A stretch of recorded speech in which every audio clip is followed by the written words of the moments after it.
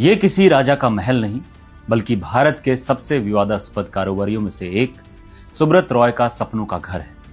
एक ऐसा घर जिसे बनाने में करोड़ों नहीं, अरबों रुपए लगे। लखनऊ शहर के बीचों बीच 170 एकड़ में फैला एक ऐसा साम्राज्य जहां पहुंचने के लिए देश के बड़े बड़े नेता और बॉलीवुड के सितारे भी लाइन में लगते थे। लेकिन देखिए, जिस आदमी ने लाखों लोगों के पैसों से यह सपनों का महल खड़ा किया, वो अपनी जिंदगी के सबसे बुरे दौर में इसमें बिल्कुल अकेला रह गया। ये कहानी उस आलीशान घर की है जो आज वीरान है, और उस आदमी की जिसके विशाल साम्राज्य को सेबी के सिर्फ एक केस ने हिला कर रख दिया। ये कहानी है अर्श से फर्श पर पहुंचने की, एक ऐसे सहारा श्री की जिसका परिवार तो लाखों का था, पर अंत में उसके साथ कोई खड़ा नहीं हुआ।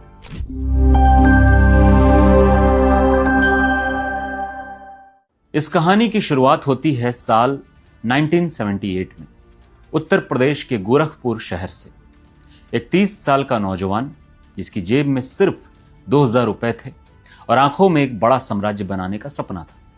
उस नौजवान का नाम था सुब्रत रॉय।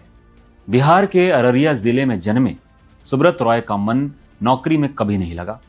उन्होंने मैकेनिकल इंजीनियरिंग में डिप्लोमा तो किया, लेकिन उनका असली जुनून बिजनेस में था।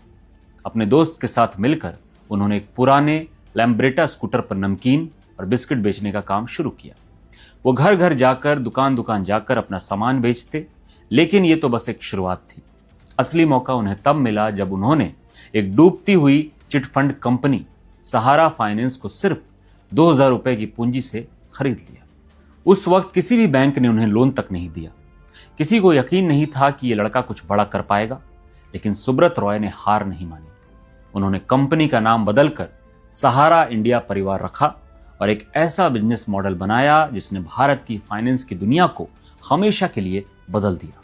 उनका आइडिया बहुत सिंपल लेकिन क्रांतिकारी था। उन्होंने उन लोगों को अपना टारगेट बनाया जिनके पास बैंक जाने की सुविधा नहीं थी या जो छोटी छोटी बचत करते थे।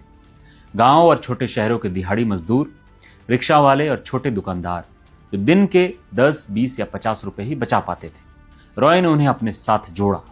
उनका नारा था, अब बस हर दिन 20 रुपए बचाइए और सहारा परिवार का हिस्सा बन जाइए। ये एक भावनात्मक अपील थी जिसने लाखों लोगों को छुआ। लोगों ने पैसे नहीं बल्कि एक सुरक्षित भविष्य का सपना सहारा में निवेश किया। रॉय ने एजेंट्स का एक विशाल नेटवर्क बनाया जो घर घर जाकर पैसे इकट्ठा करते थे। यह भरोसे का एक ऐसा रिश्ता था जो बैंक्स की मुश्किल पेपर वर्क से कोसों दूर था। देखते ही देखते ये छोटा सा प्रयोग एक आंदोलन बन गया। कुछ ही सालों में सहारा के पास लाखों निवेशक और करोड़ों रुपए का फंड था। जो सफर एक स्कूटर से शुरू हुआ था, वो एक साम्राज्य बनने की राह पर था।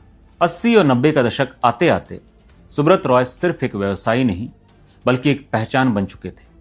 लोग उन्हें सहारा श्री के नाम से जानने लगे थे। उनका साम्राज्य अब सिर्फ फाइनेंस तक ही सीमित नहीं था। उन्होंने उन पैसों का इस्तेमाल एक ऐसे विशाल बिजनेस एम्पायर को खड़ा करने में किया जिसकी किसी ने कल्पना भी नहीं की थी। सबसे पहले उन्होंने रियल एस्टेट में कदम रखा। लखनऊ में उन्होंने सहारा सिटी नाम से एक पूरी टाउनशिप खड़ी कर दी जो अपने आप में एक शहर था। फिर पुणे के पास उन्होंने बनाया एम्बी वैली, भारत की सबसे महत्वाकांक्षी लग्जरी हिल सिटी में से एक, जो अमीरों के लिए एक सपनों की दुनिया थी। इसके बाद उन्होंने मीडिया की दुनिया में एंट्री की। 1992 में राष्ट्रीय सहारा नाम से हिंदी अखबार शुरू किया और फिर सहारा टीवी लॉन्च किया जो बाद में सहारा वन बन गया। एक समय था जब घर में सहारा टीवी के शोज देखे जाते थे। रॉय की महत्वाकांक्षाएं जमीन से उठकर आसमान तक पहुंच गई। उन्होंने एयर सहारा नाम से अपनी खुद की एयरलाइन शुरू कर दी। क्रिकेट और बॉलीवुड जो भारत की दो सबसे बड़ी धड़कनें हैं, रॉय ने उन पर भी अपनी छाप छोड़ी। सालों तक भारतीय क्रिकेट टीम की जर्सी पर सहारा लिखा होता था। उन्होंने आईपीएल में पुणे वॉरियर्स नाम से अपनी टीम खरीदी।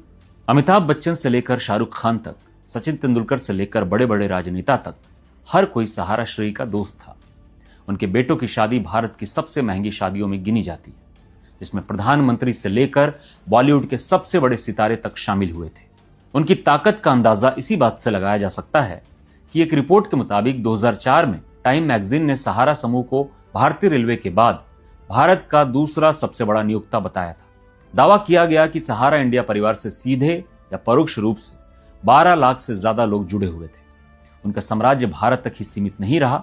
उन्होंने लंदन का ऐतिहासिक ग्रॉसवेनर हाउस होटल और न्यूयॉर्क का प्रतिष्ठित प्लाजा होटल खरीदकर दुनिया भर में अपनी पहचान बनाई।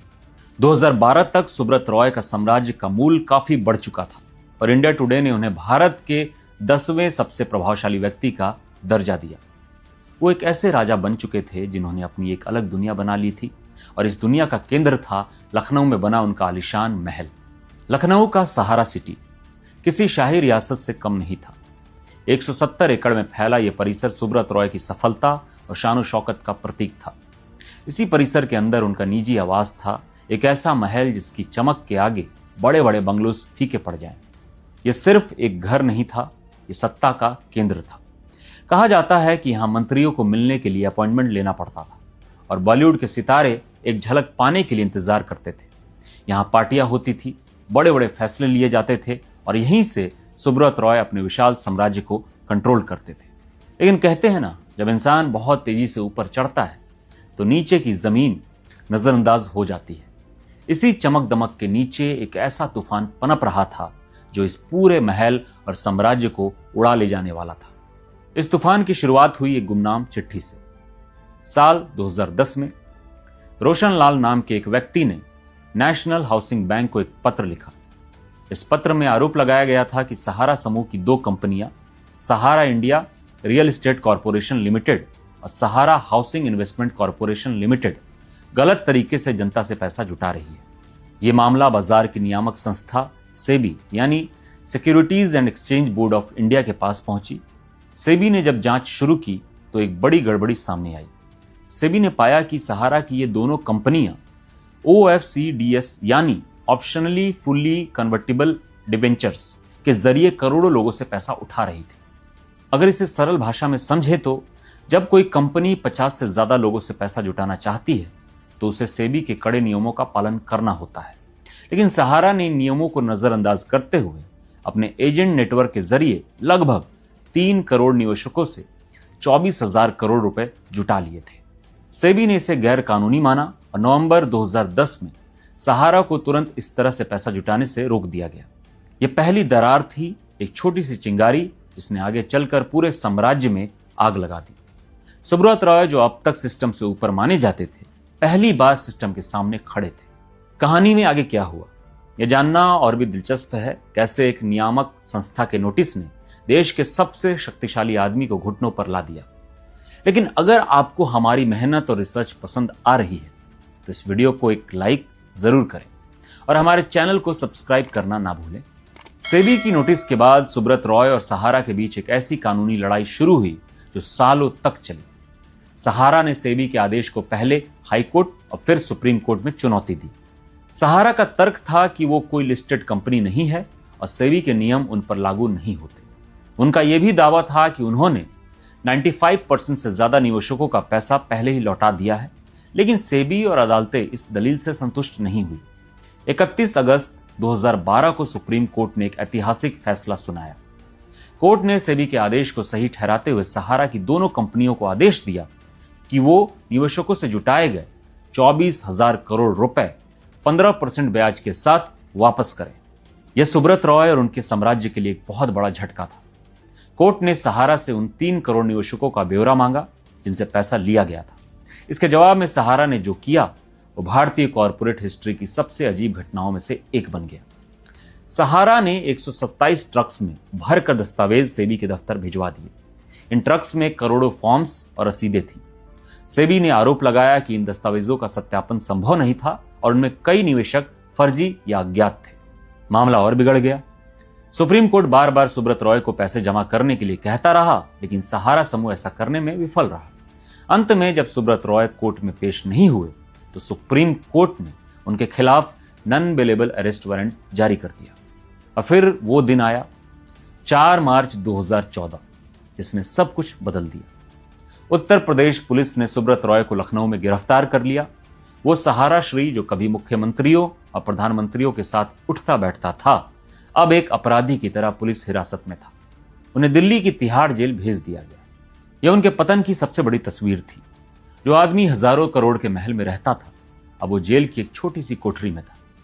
जेल में रहते हुए उन्होंने अपनी विदेशी होटल बेचने की बहुत कोशिश की ताकि जमानत के लिए 10,000 करोड़ रुपए जुटा सके, लेकिन वो नाकाम रहे। 2 साल तक वो तिहाड़ जेल में बंद रहे। मई 2016 में उन्हें अपनी मां के अंतिम संस्कार में शामिल होने के लिए पैरोल मिली और तब से वो पैरोल पर ही बाहर थे। लेकिन तब तक उनका साम्राज्य बिखर चुका था। एक कानूनी केस ने उस नींव को ही हिला दिया था जिस पर सहारा परिवार खड़ा था। जब सुब्रत रॉय पैरोल पर जेल से बाहर आए तो वो वापस अपने लखनऊ के उसी आलीशान महल में लौटे, लेकिन अब ये महल पहले जैसा नहीं था। इसकी चमक तो वैसी ही थी, लेकिन इसकी आत्मा मर चुकी थी। जो महल कभी सत्ता और ग्लैमर का केंद्र था, जहां दिन रात पार्टीज चलती थी, अब वहां एक अजीब सा सन्नाटा पसरा हुआ था। वो राजनेता जो कभी उनसे मिलने के लिए कतार में रहते थे, अब उनसे दूरी बना चुके थे। वो बॉलीवुड सितारे जो उन्हें अपना भाई कहते थे, अब गायब हो चुके थे। ये उनके जीवन की सबसे बड़ी विडंबना थी। जिस आदमी ने अपनी पूरी पहचान सहारा इंडिया परिवार के मुखिया के रूप में बनाई थी, वह आदमी अपने ही घर में अकेला था। उनके दोनों बेटे सुशांतो और सीमांतो विदेश में बस गए थे और बिखरते हुए साम्राज्य से खुद को दूर कर लिया था। विडंबना इतनी गहरी थी कि 14 नवंबर 2023 को जब सुब्रत रॉय का निधन हुआ तो रिपोर्ट्स के अनुसार उनके दोनों बेटे अंतिम संस्कार में शामिल नहीं हुए।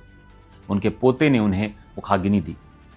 उनका आलिशान घर जो कभी उनकी सफलता का सबसे बड़ा स्मारक था, अब उनके अकेलेपन का गवाह बन गया था। पर कहानी यही खत्म नहीं हुई। रॉय की मृत्यु के बाद उनकी पत्नी सपना रॉय वहां रहती रही, लेकिन अक्टूबर 2025 में लखनऊ नगर निगम ने लीज की शर्तों के उल्लंघन का आरोप लगाते हुए पूरे सहारा शहर परिसर को सील कर दिया और उन्हें भी वो घर खाली करने के लिए कहा गया। एक समय जिस घर में दाखिल होना एक सपना था, आज उस पर सरकारी कब्जे के बोर्ड्स लगे हैं। सुब्रत रॉय की कहानी एक आधुनिक महागाथा जैसी है, जिसमें असाधारण ऊंचाई है, बेहिसाब दौलत है और फिर एक विनाशकारी पतन है। एक स्कूटर पर नमकीन बेचने वाले लड़के से लेकर एक विशाल साम्राज्य का मालिक बनने तक का उनका सफर किसी परिकथा जैसा लगता है।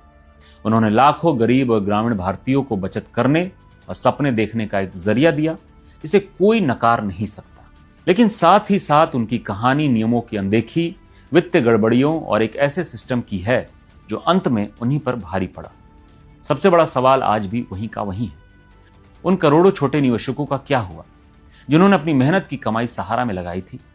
सेबी के पास आज भी सहारा के हजारों करोड़ रुपए जमा है और सरकार रिफंड पोर्टल के माध्यम से पैसे लौटाने की कोशिश कर रही है, लेकिन यह प्रक्रिया बहुत धीमी और जटिल है। लाखों लोग आज भी अपने पैसे का इंतजार कर रहे हैं। सुब्रत रॉय का साम्राज्य आज एक खंडहर है और उनका आलिशान महल इस खंडहर का सबसे बड़ा प्रतीक है। वो एक करिश्माई व्यक्ति थे जिन्होंने लोगों को एक परिवार का सपना बेचा, लेकिन अंत में यह सपना उन्हीं के लिए एक दुस्वप्न बन गया। शायद सुब्रत रॉय की कहानी यही बताती है कि दौलत, शोहरत और ताकत से एक आलिशान महल तो खड़ा किया जा सकता है, लेकिन एक घर बसाने के लिए भरोसा और ईमानदारी की जरूरत होती है। और जब भरोसा टूटता है तो सबसे पहले आलिशान महल भी वीरान हो जाते हैं। इस कहानी के बारे में आप क्या सोचते हैं? क्या सुब्रत रॉय एक हीरो थे जिन्हें सिस्टम ने फंसाया, या एक विलेन जिन्होंने गरीबों के सपनों से अपना साम्राज्य खड़ा किया? आपकी राय हमारे लिए बहुत महत्वपूर्ण है। नीचे कमेंट्स में जरूर बताएं और देखने के लिए धन्यवाद।